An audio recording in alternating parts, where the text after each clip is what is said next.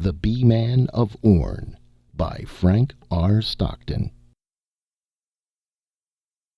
In the ancient country of Orn there lived an old man who was called the Bee-Man, because his whole life was spent in the company of bees. He lived in a small hut, which was nothing more than an immense beehive, for these little creatures had built their honeycombs in every corner of the one room it contained, on the shelves, under the little table, all about the rough bench on which the old man sat, and even about the headboard and along the sides of his low bed. All day the air of the room was thick with buzzing insects, but this did not interfere in any way with the old Bee-Man, who walked in among them, ate his meals, and went to sleep without the slightest fear of being stung. He had lived with the bees so long, they had become so accustomed to him, and his skin was so tough and hard, that the bees no more thought of stinging him than they would of stinging a tree or a stone. A swarm of bees had made their hive in a pocket of his old leathern doublet, and when he put on this coat to take one of his long walks in the forest in search of wild bees' nests, he was very glad to have this hive with him, for if he did not find any wild honey he would put his hand in his pocket and take out a piece of the comb for a luncheon. The bees in his pocket worked very industriously, and he was always certain of having something to eat with him wherever he went. He lived principally upon honey, and when he needed bread or meat he carried some fine combs to a village not far away and bartered them for other food. He was ugly, untidy, shriveled, and brown. He was poor, and the bees seemed to be his only friends. But for all that, he was happy and contented. He had all the honey he wanted, and his bees, whom he considered the best company in the world, were as friendly and sociable as they could be, and seemed to increase in number every day. One day there stopped at the hut of the Bee-Man a junior sorcerer. This young person, who was a student of magic, necromancy, and the kindred arts, was much interested in the Bee-Man, whom he had frequently noticed in his wanderings, and he considered him an admirable subject for study.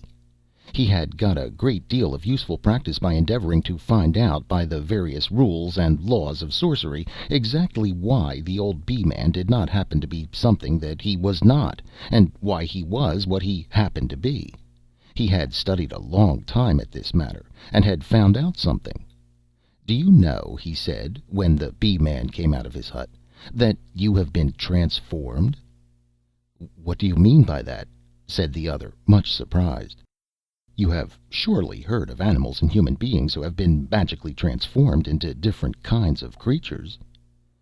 "Yes, I have heard of these things," said the Bee-Man, "but what have I been transformed from?" "That is more than I know," said the junior sorcerer, "but one thing is certain: you ought to be changed back. If you will find out what you have been transformed from, I will see that you are made all right again. Nothing would please me better than to attend to such a case." And having a great many things to study and investigate, the junior sorcerer went his way. This information greatly disturbed the mind of the Bee-Man. If he had been changed from something else, he ought to be that other thing, whatever it was. He ran after the young man and overtook him. "If you know, kind sir," he said, "that I have been transformed, you surely are able to tell me what it is that I was." "No," said the junior sorcerer, "my studies have not proceeded far enough for that. When I become a senior I can tell you all about it, but in the meantime it will be well for you to try to discover for yourself your original form, and when you have done that I will get some of the learned masters of my art to restore you to it. It will be easy enough to do that, but you could not expect them to take the time and trouble to find out what it was." And with these words he hurried away, and was soon lost to view. Greatly disquieted, the Bee-Man retraced his steps and went to his hut. Never before had he heard anything which had so troubled him. "I wonder what I was transformed from," he thought, seating himself on his rough bench.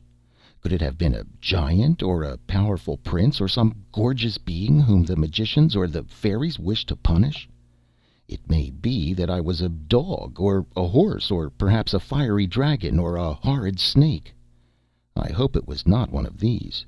But whatever it was, every one has certainly a right to his original form, and I am resolved to find out mine, I will start early tomorrow morning, and I am sorry now that I have not more pockets to my old doublet, so that I might carry more bees and more honey for my journey." He spent the rest of the day in making a hive of twigs and straw, and having transferred to this a number of honeycombs and a colony of bees which had just swarmed, he rose before sunrise the next day, and having put on his leathern doublet, and having bound his new hive to his back, he set forth on his quest, the bees who were to accompany him buzzing around him like a cloud. As the Bee-Man passed through the little village, the people greatly wondered at his queer appearance, with the hive upon his back. "The Bee-Man is going on a long expedition this time," they said, but no one imagined the strange business on which he was bent. About noon he sat down under a tree near a beautiful meadow covered with blossoms, and ate a little honey. Then he untied his hive and stretched himself out on the grass to rest. As he gazed upon his bees hovering about him, some going out to the blossoms in the sunshine, and some returning laden with the sweet pollen, he said to himself, "They know just what they have to do, and they do it. But, alas, for me, I know not what I may have to do. And yet, whatever it may be, I am determined to do it. In some way or other I will find out what was my original form, and then I will have myself changed back to it." And now the thought came to him that perhaps his original form might have been something very disagreeable, or even horrid. "But it does not matter," he said sturdily. "Whatever I was, that shall I be again. It is not right for anyone to retain a form which does not properly belong to him. I have no doubt I shall discover my original form in the same way that I find the trees in which the wild bees hive. When I first catch sight of a bee tree, I am drawn towards it, I know not how. Something says to me, 'That is what you are looking for.' In the same way I believe that I shall find my original form. When I see it, I shall be drawn toward it. Something will say to me, 'That is it.'" When the Bee-Man was rested, he started off again, and in about an hour he entered a fair domain. Around him were beautiful lawns, grand trees, and lovely gardens, while at a little distance stood the stately palace of the lord of the domain. Richly dressed people were walking about, or sitting in the shade of the trees and arbors. Splendidly caparisoned horses were waiting for their riders, and everywhere were seen signs of opulence and gaiety. "I think," said the Bee-Man to himself, "that I should like to stop here for a time. If it should happen that I was originally like any of these happy creatures, it would please me much." He untied his hive and hid it behind some bushes, and taking off his old doublet, laid that beside it. It would not do to have his bees flying around him if he wished to go among the inhabitants of this fair domain. For 2 days the Bee-Man wandered about the palace and its grounds, avoiding notice as much as possible, but looking at everything. He saw handsome men and lovely ladies, the finest horses, dogs, and cattle that were ever known, beautiful birds in cages, and fishes in crystal globes, and it seemed to him that the best of all living things were here collected. At the close of the 2nd day the Bee-Man said to himself, "There is one being here toward whom I feel very much drawn, and that is the lord of the domain. I cannot feel certain that I was once like him, but it would be a very fine thing if it were so, and it seems impossible for me to be drawn toward any other being in the domain when I look upon him so handsome, rich, and powerful. But I must observe him more closely, and feel more sure of the matter, before applying to the sorcerers to change me back into a lord of a fair domain." The next morning the Bee-Man saw the lord of the domain walking in his gardens. He slipped along the shady paths and followed him so as to observe him closely, and find out if he were really drawn toward this noble and handsome being. The lord of the domain walked on for some time, not noticing that the Bee-Man was behind him, but suddenly turning, he saw the little old man. "What are you doing here, you vile beggar?" he cried, and he gave him a kick that sent him into some bushes that grew by the side of the path. The Bee-Man scrambled to his feet and ran as fast as he could to the place where he had hidden his hive and his old doublet. "If I am certain of anything," he thought, "it is that I was never a person who would kick a poor old man. I will leave this place. I was transformed from nothing that I see here." He now traveled for a day or two longer, and then he came to a great black mountain, near the bottom of which was an opening like the mouth of a cave. This mountain, he had heard, was filled with caverns and underground passages which were the abodes of dragons, evil spirits, horrid creatures of all kinds. "Ah me," said the Bee-Man with a sigh, "I suppose I ought to visit this place. If I am going to do this thing properly, I should look on all sides of the subject, and I may have been one of those horrid creatures myself." Thereupon he went to the mountain, and as he approached the opening of the passage which led into its inmost recesses, he saw sitting upon the ground and leaning his back against a tree a languid youth. "Good day," said this individual when he saw the Bee-Man. "Are you going inside?" "Yes," said the Bee-Man, "that is what I intend to do." "Then," said the languid youth, slowly rising to his feet, "I think I will go with you. I was told that if I went in there I should get my energies toned up, and they need it very much. But I did not feel equal to entering by myself, and I thought I would wait until some one came along. I am very glad to see you, and we will go in together." So the two went into the cave, and they had proceeded but a short distance when they met a very little creature, whom it was easy to recognize as a Very Imp. He was about 2 feet high, and resembled in color a freshly polished pair of boots. He was extremely lively and active, and came bounding toward them. "What did you two people come here for?" he asked. "I came," said the languid youth, "to have my energies toned up."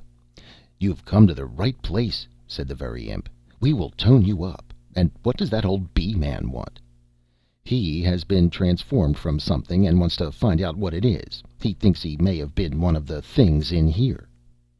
"I should not wonder if that were so," said the Very Imp, rolling his head on one side, and eyeing the Bee-Man with a critical gaze.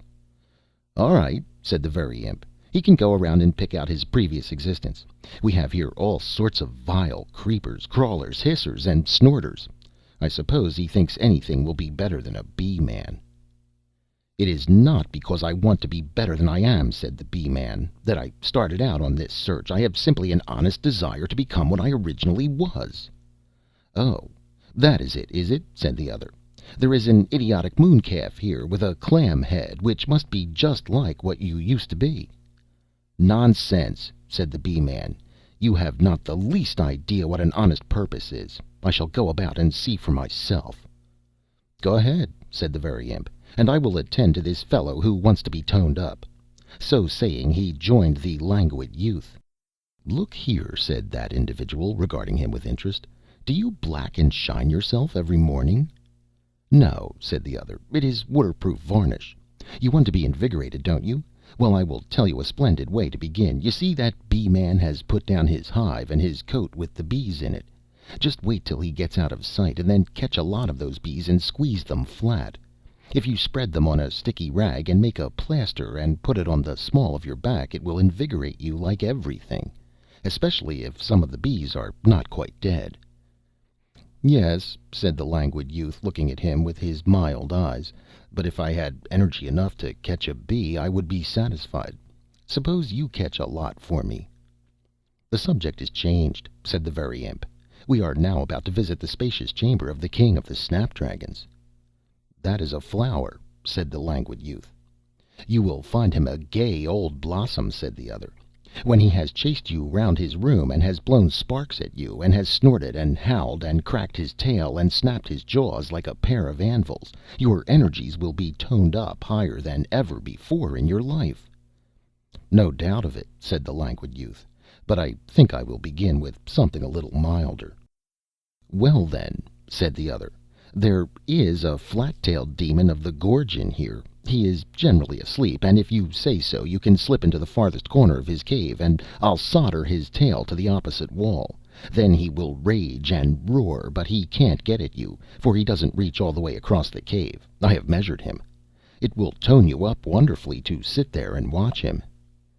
"Very likely," said the languid youth, "but I would rather stay outside and let you go up in the corner. The performance in that way will be more interesting to me."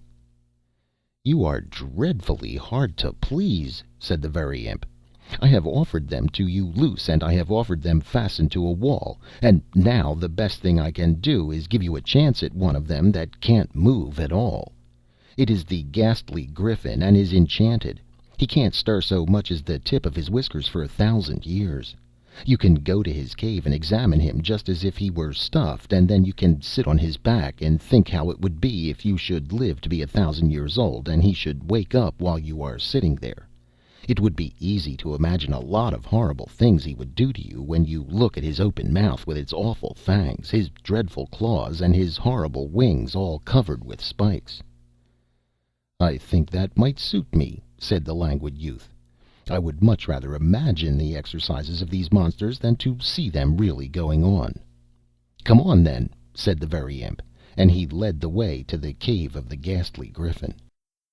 The Bee-Man went by himself through a great part of the mountain, and looked into many of its gloomy caves and recesses, recoiling in horror from most of the dreadful monsters who met his eyes.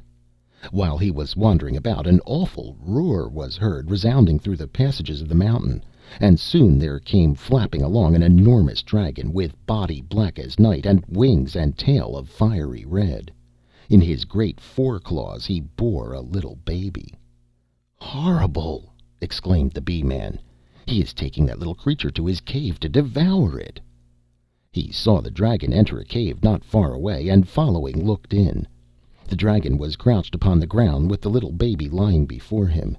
It did not seem to be hurt, but was frightened and crying.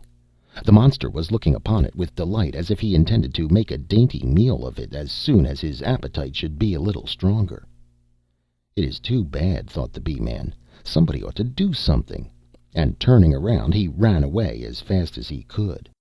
He ran through various passages until he came to the spot where he had left his beehive. Picking it up, he hurried back, carrying the hive in his 2 hands before him. When he reached the cave of the dragon, he looked in and saw the monster still crouched over the weeping child. Without a moment's hesitation, the Bee-Man rushed into the cave and threw his hive straight into the face of the dragon. The bees, enraged by the shock, rushed out in an angry crowd, and immediately fell upon the head, mouth, eyes, and nose of the dragon. The great monster, astounded by this sudden attack, and driven almost wild by the numberless stings of the bees, sprang back to the farthest portion of his cave, still followed by his relentless enemies, at whom he flapped wildly with his great wings and struck with his paws. While the dragon was thus engaged with the bees, the Bee-Man rushed forward, and seizing the child, he hurried away. He did not stop to pick up his doublet, but kept on until he reached the entrance of the caves. There he saw the Very Imp hopping along on one leg, and rubbing his back and shoulders with his hands, and stopped to inquire what was the matter, and what had become of the Languid Youth. "He is no kind of fellow," said the Very Imp. "He disappointed me dreadfully. I took him up to the ghastly griffin, and told him the thing was enchanted, and that he might sit on its back and think about what it could do if it was awake. And when he came near it, the wretched creature opened its eyes and raised its head, and then you ought to have seen how mad that simpleton was. He made a dash at me, and seized me by the ears. He kicked and beat me till I can scarcely move." "His energies must have been toned up a good deal," said the Bee-Man. "Toned up? I should say so," cried the other. "I raised a howl, and a scissor-jawed clipper came out of his hole and got after him, but that lazy fool ran so fast that he could not be caught." The Bee-Man now ran on, and soon overtook the Languid Youth. "You need not be in a hurry now," said the latter, "for the rules of this institution don't allow the creatures inside to come out of this opening, or to hang around it. If they did, they would frighten away the visitors. They go in and out of holes in the upper part of the mountain." The two proceeded on their way.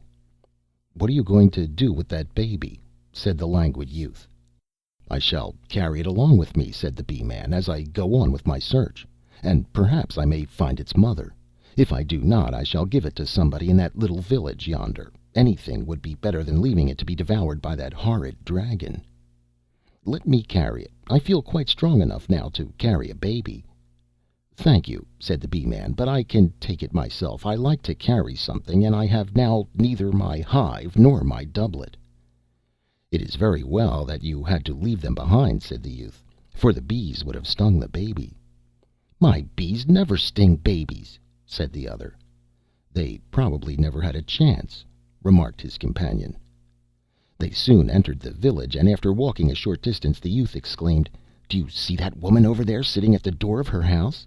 She has beautiful hair and she is tearing it all to pieces. She should not be allowed to do that." "No," said the Bee-Man. "Her friends should tie her hands." "Perhaps she is the mother of this child," said the youth, "and if you give it to her she will no longer think of tearing her hair." "But," said the Bee-Man, "you don't really think this is her child?" "Suppose you go over and see," said the other. The Bee-Man hesitated a moment, and then he walked toward the woman. Hearing him coming, she raised her head, and when she saw the child she rushed toward it, snatched it into her arms, and screaming with joy she covered it with kisses. Then with happy tears she begged to know the story of the rescue of her child, whom she never expected to see again, and she loaded the Bee-Man with thanks and blessings. The friends and neighbors gathered around, and there was great rejoicing. The mother urged the Bee-Man and the youth to stay with her and rest and refresh themselves, which they were glad to do, as they were tired and hungry. They remained at the cottage all night, and in the afternoon of the next day the Bee-Man said to the youth, "It may seem an odd thing to you, but never in all my life have I felt myself drawn towards any living being as I am drawn towards this baby. Therefore I believe that I have been transformed from a baby." "Good!" cried the youth. "It is my opinion that you have hit the truth. And now, would you like to be changed back to your original form?" "Indeed I would," said the Bee-Man. "I have the strongest yearning to be what I originally was." The youth, who had now lost every trace of languid feeling, took a great interest in the matter, and early the next morning started off to inform the Junior Sorcerer that the Bee-Man had discovered what he had been transformed from, and desired to be changed back to it. The Junior Sorcerer and his learned masters were filled with enthusiasm when they heard this report, and they at once set out for the mother's cottage. And there, by magic arts, the Bee-Man was changed back into a baby. The mother was so grateful for what the Bee-Man had done for her that she agreed to take charge of this baby and to bring it up as her own. "It will be a grand thing for him," said the Junior Sorcerer, "and I am glad that I studied his case. He will now have a fresh start in life, and will have a chance to become something better than a miserable old man living in a wretched hut with no friends or companions but buzzing bees." The Junior Sorcerer and his masters then returned to their homes, happy in the success of their great performance, and the youth went back to his home, anxious to begin a life of activity and energy. Years and years afterward, when the Junior Sorcerer had become a senior, and was very old indeed, he passed through the country of Orn, and noticed a small hut about which swarms of bees were flying. He approached it, and looking in at the door, he saw an old man in a leathern doublet, sitting at a table eating honey. By his magic art he knew that this was the baby which had been transformed from the Bee-Man. "Upon my word!" exclaimed the Sorcerer, "he has grown into the same thing again." End of The Bee-Man of Orn, by Frank R. Stockton.